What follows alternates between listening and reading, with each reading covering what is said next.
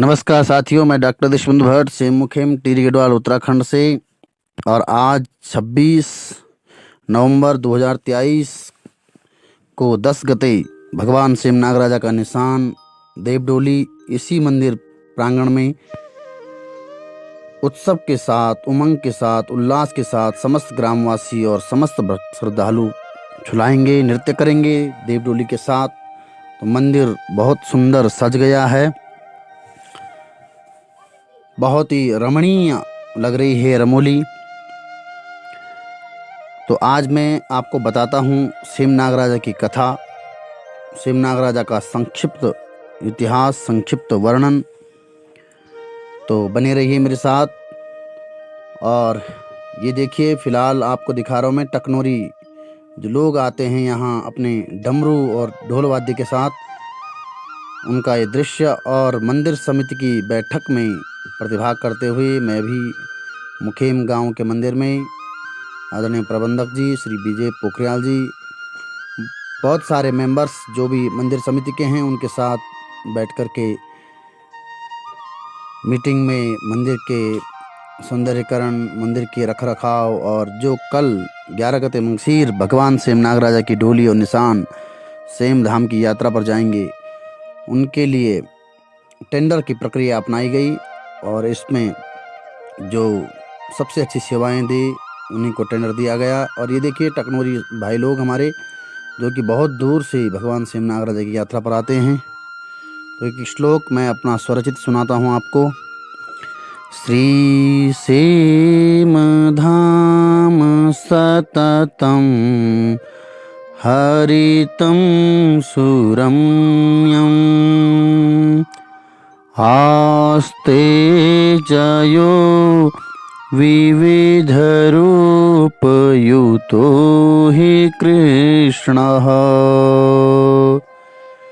ध्यानेन योगी मुनिभिर्हृदि दर्शनीयः तं नागराजमहमेव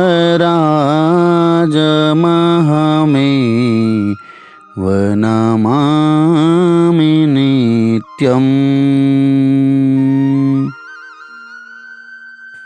साथियों, वैसे तो भगवान सेम नागराजा की कई कथाएं पुराणों में वर्णित है, प्रत्यक्ष अप्रत्यक्ष रूप से।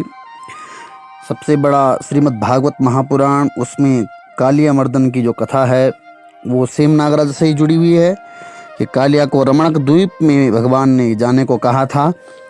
तो रमणक द्वीप आज का रमोली है और कई विद्वान ऐसा मानते हैं। और यहाँ पर कालांतर में एक कथा गंगू रमोला के साथ भी जुड़ी हुई है कि यहाँ का राजा गंगू रमोला हुआ करता था। तो एक कथा और है इससे संदर्भ में जुड़ी हुई है, जो कि महात्मा बलि के प्रसंग में आती है।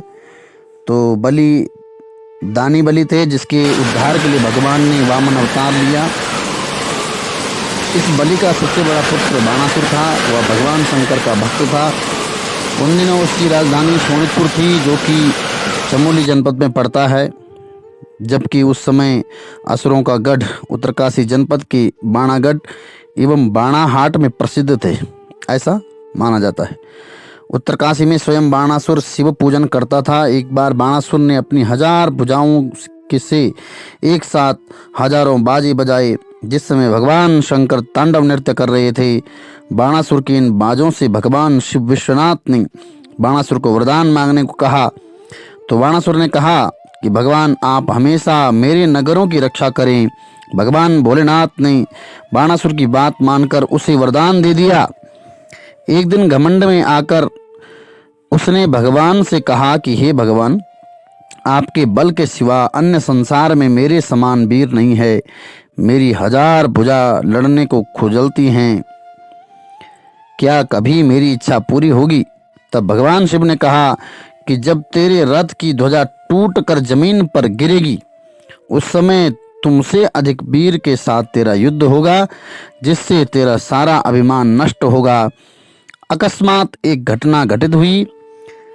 बाणासुर की पुत्री उषा थी। एक दिन माता पार्वती के वरदान से उसने स्वप्न में परम सुंदर अनिरुद्ध जी को पति के रूप में देखा। इस स्वप्न को उसने अपनी सहेली बाणासुर के मंत्री कुंभांड की पुत्री चित्रलेखा से कहा। चित्रलेखा ने सभी देवता, दानव, मानव, गांधर्व आदि के चित्र बनाकर उषा को दिखाए।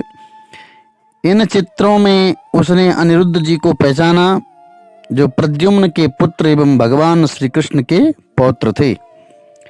चित्रलेखा योगिनी थी।